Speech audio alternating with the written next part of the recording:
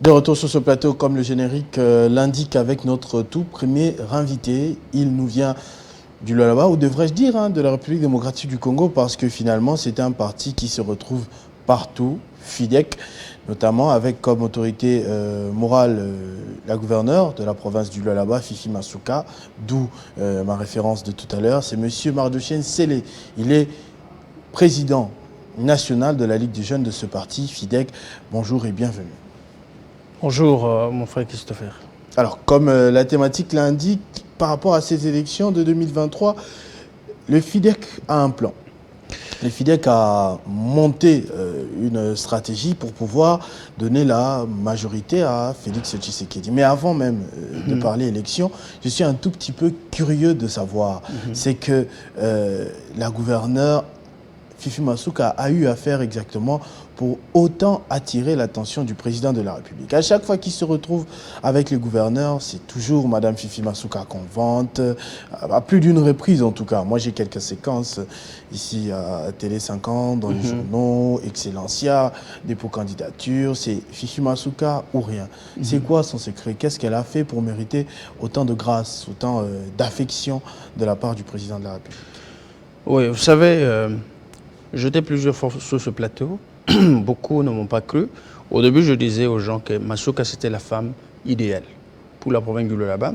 Parce que normalement, ce n'est pas le genre de politiques qui ont tendance à convaincre avec la bouche, passent trop pour se faire valoir. Mais Masuka a choisi le moment pour impacter à travers ses actions impact visible. Travailler normalement dans l'ombre de la vision du président public Félix Tshisekedi, pendant que beaucoup de jeunes s'attendaient le moins.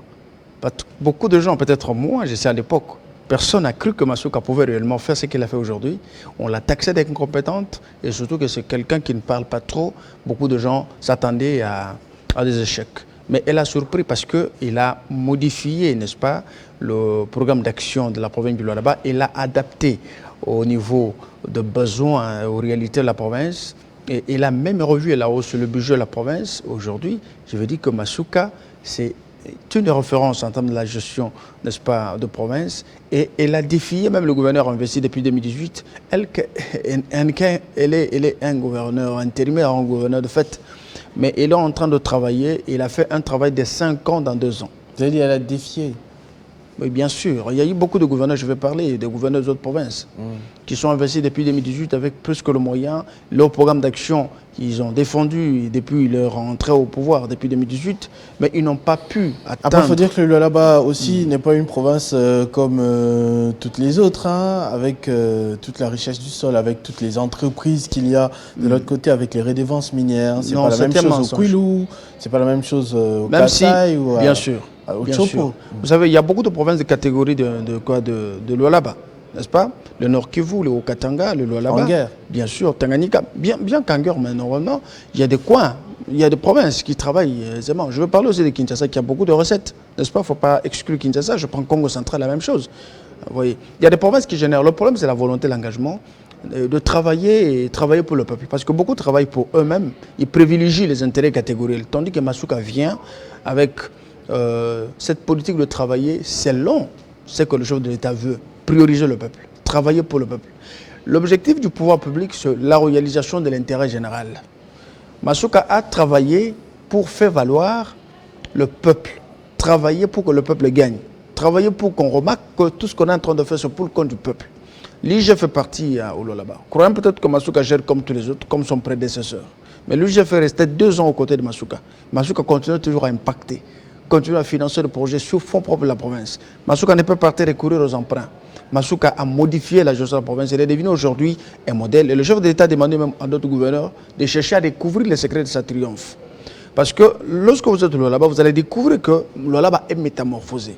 Il y a des grandes réalisations. Je prends un exemple avec l'échangeur de Kolwezi. Sans vous couper, entre parenthèses, oui. Il suffirait donc, par rapport à ma comparaison de tout à l'heure, oui, qu'il y ait une Masuka à Kinshasa.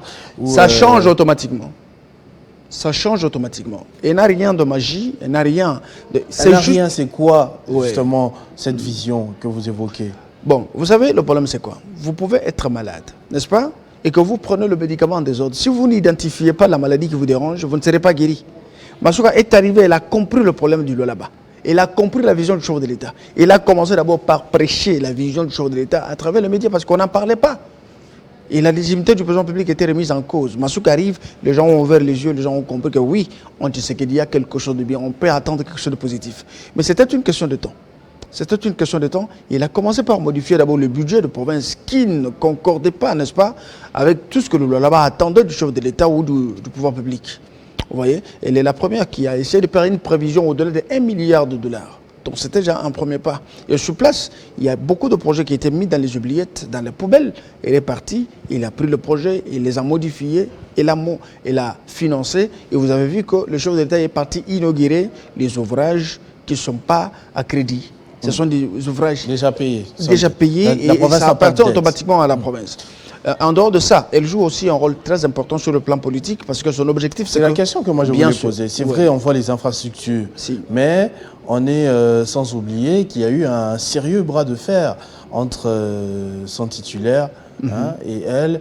On a senti la province un tout petit peu divisée. Moi, j'ai organisé des plateaux ici. Je recevais des versions et des contre-versions presque à tout moment. Est-ce que ces défis-là aussi a été relevé? Est-ce qu'aujourd'hui, au Lualaba, on vit dans la paix ou on continue à se regarder chien et chat?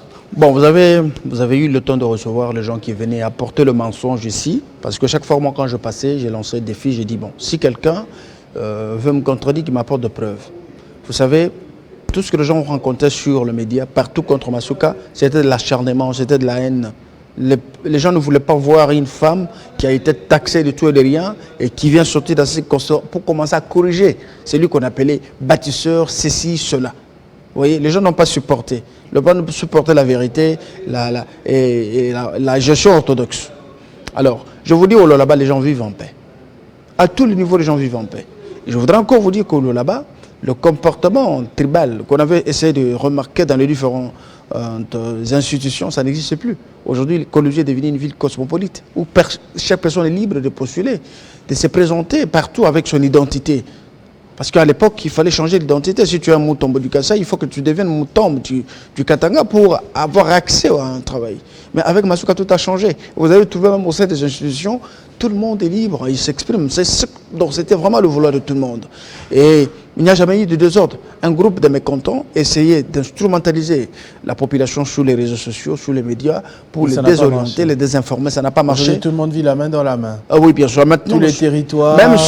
Même ceux qui semblaient être contre Masuka, lorsqu'ils ont vu le travail de Masuka sur le terrain, la métamorphose de la province, alors ils ont dit non, inutile. C'est pas faux, moi-même j'en ai vu, j'en ai rencontré, d'ailleurs j'étais un peu surpris.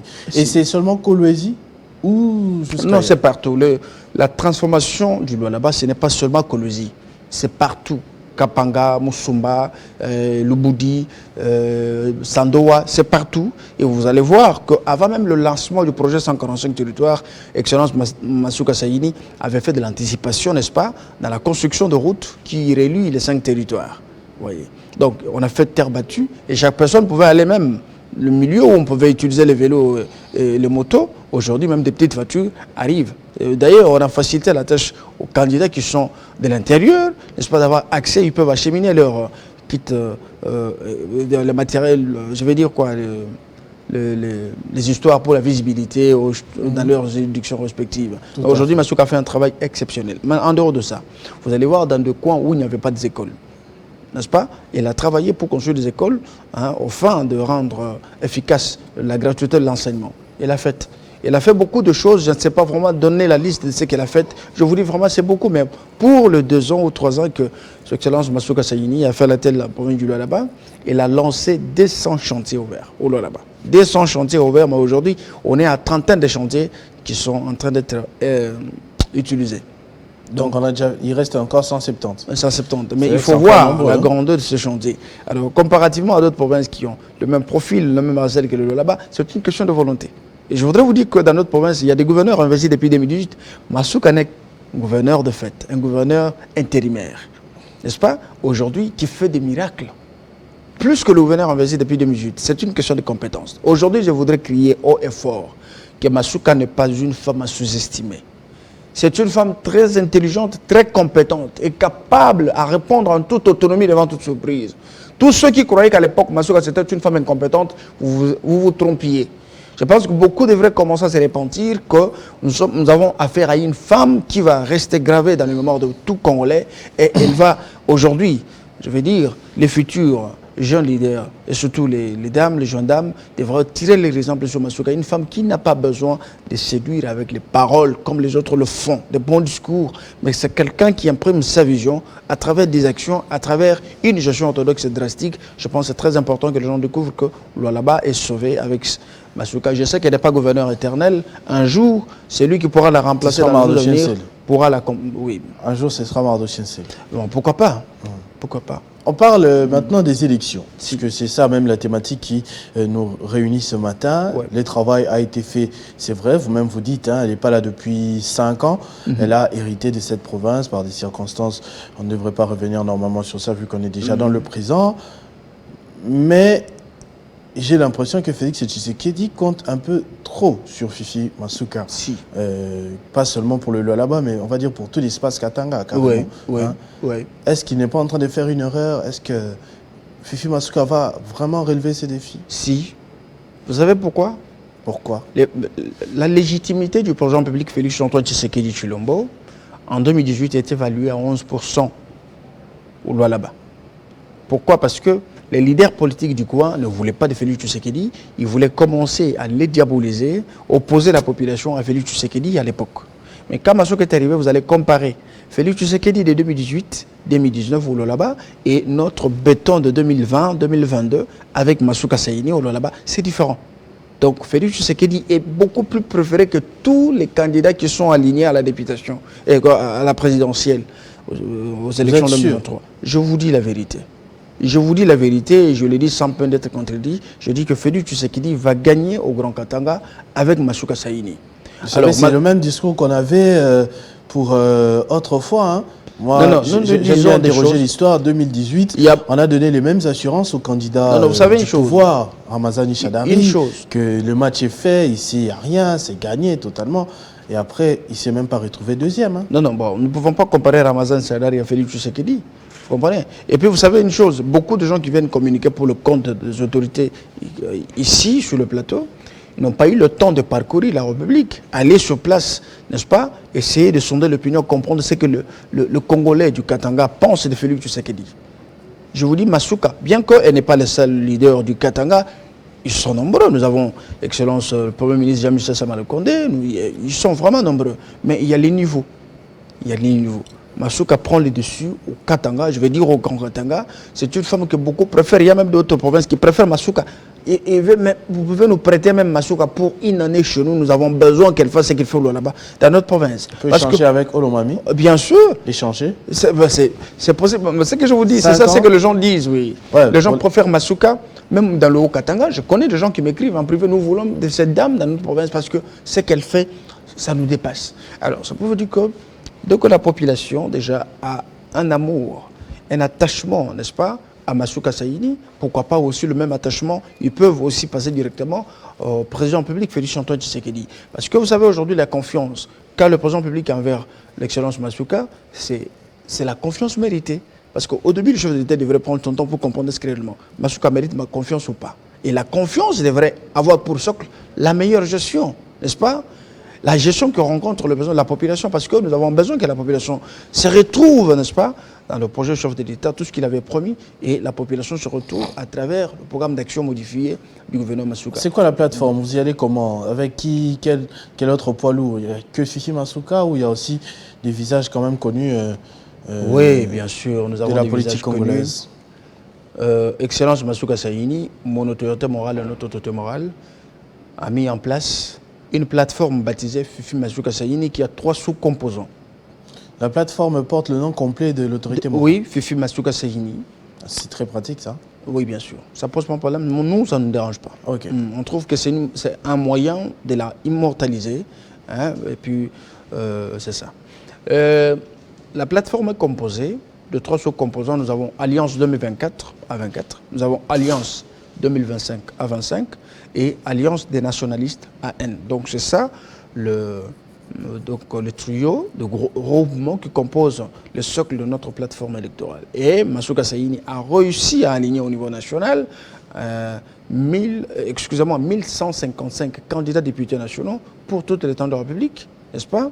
Et 3130, n'est-ce pas, députés provinciaux sur l'ensemble de la République. Donc La plateforme Fifi Masuka Saini, c'est la première force, je veux dire, la première plateforme qui a aligné autant de candidats à tous les niveaux, et même au niveau de la municipalité. C'est pour vous dire qu'elle est très engagée. Là-bas ou bien à travers le pays? À travers le pays. Ok. À travers le pays. C'est pas la FDC? Non. C'est pas l'UDPS? Non, non. C'est pas AREP? Non, non. Nous sommes premiers.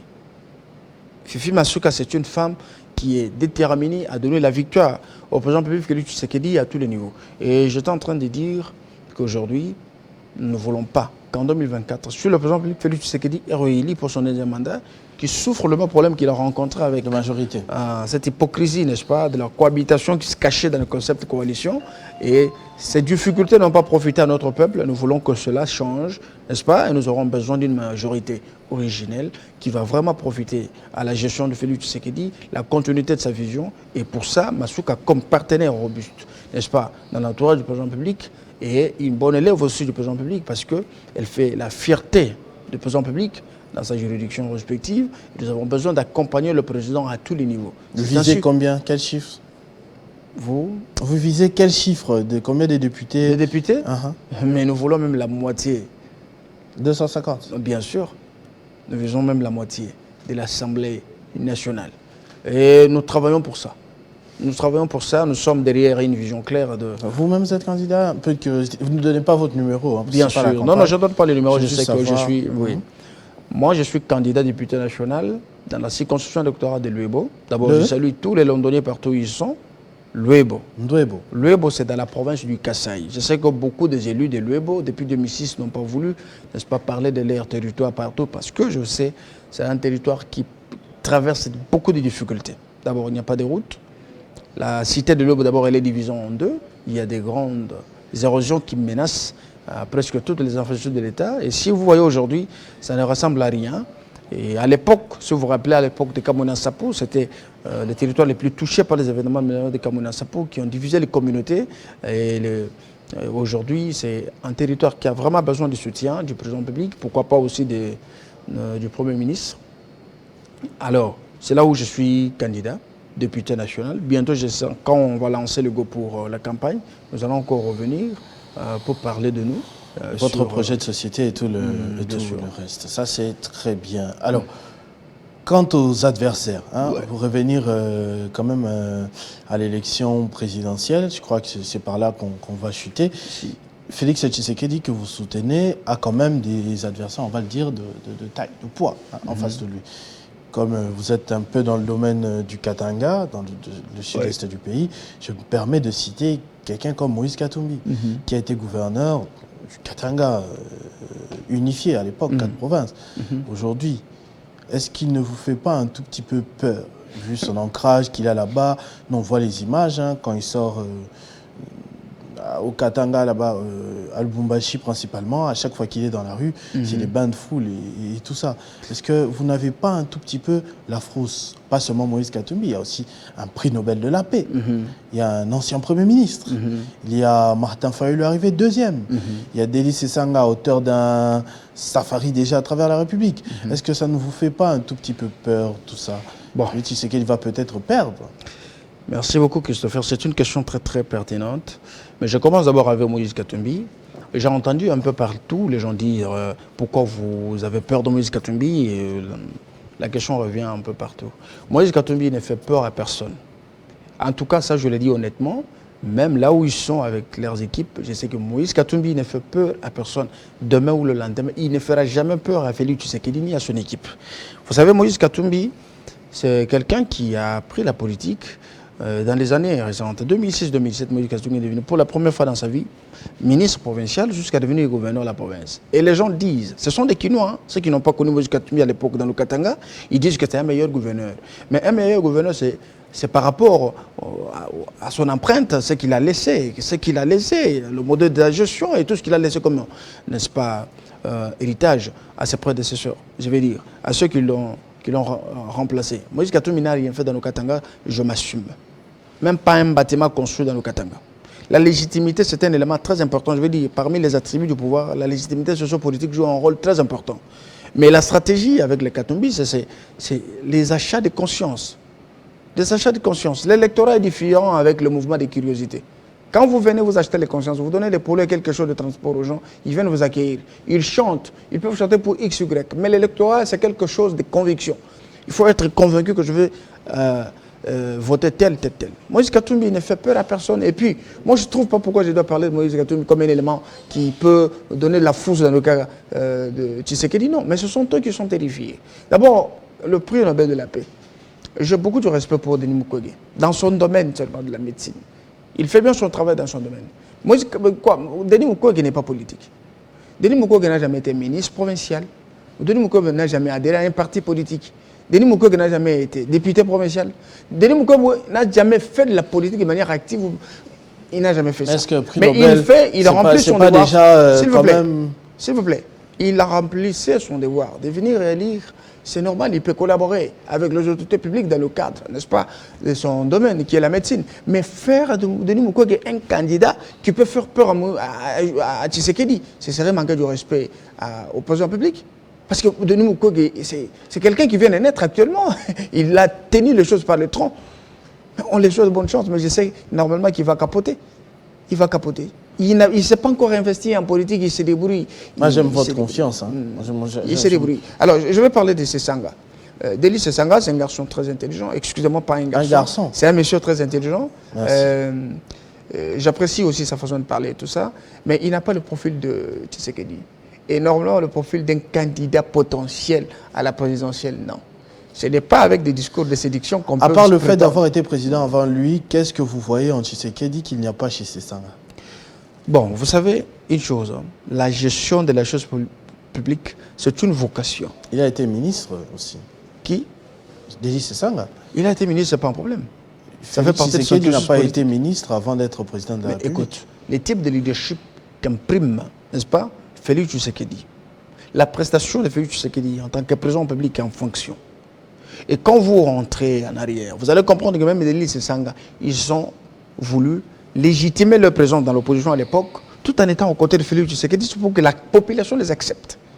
Vous comprenez? Donc, ce sont des gens qui sont venus vers Félix Tshisekedi à l'époque, afin qu'on les tienne la main, que la population leur accepte. Mais depuis, Denis Sesanga, c'est parmi les jeunes candidats président public, intellectuels, et ainsi de suite. Mais Denis Sesanga a déjà fait quoi? Rien du tout dans ce cursus politique, à part ses discours de séduction. Il vient séduire avec ses discours partout, il est aux médias, ainsi de suite. Mais normalement, la population ne peut pas vous accompagner par rapport à tout ça. C'est très facile à dire comme ça, qu'il n'a rien fait alors qu'il a quand même été ministre du Plan, comme je le disais tout à l'heure. Non, ils sont nombreux. Moi aussi, il faut parler du cursus. Je sais qu'il y a beaucoup de gens qui ont été plusieurs fois ministres, mais plus que même Denis Sesanga, n'est-ce pas? Mais qui ne sont pas candidats président de la République. Donc cela ne peut pas du tout construire quelque chose de positif pour dire, voilà, je suis candidat président de la République parce qu'à l'époque, j'étais ministre. Non. Mais le problème, c'est quoi? Vous avez quand même eu le temps de suivre son programme. J'ai déjà suivi plusieurs fois. Je vous dis que Denis Sesanga... Il ne vous semble pas intéressant. Denis Sesanga... Il dit que le Congo a perdu sa place. Il faut refonder le Congo. Non. Le Congo est en train d'être refondé avec Félix Tshisekedi. Le Congo ne serait pas refondé avec... Tshisekedi a dit que le Congo est mort. Non, bien sûr. Vous savez une chose, la politique de Tshisekedi est focalisée sur les réformes institutionnelles. C'est ça la refondation du Congo. La refondation du Congo, c'est parce que Sesanga dit nous ramène dans des théories fictives qui relèvent de son imaginaire. Le travail, c'est qu'il faut être pratique. Celui-ci est président. Il a l'impérium, il connaît tout et on l'informe de tout sur le Congo. Il connaît quand est-ce qu'il a récupéré le Congo, nous sommes à quelle étape de vie, nous sommes à quelle étape de fonctionnement avec la République, qu'est-ce qu'il faut faire pour que ce Congo, n'est-ce pas, ressemble à un nouveau Congo, un Congo que les Congolais attendent, un Congo selon les aspirations des Congolais. Donc, refondation du Congo, c'est bien. On peut prendre des concepts, mais on ne peut pas présenter aux Congolais un concept creux sans...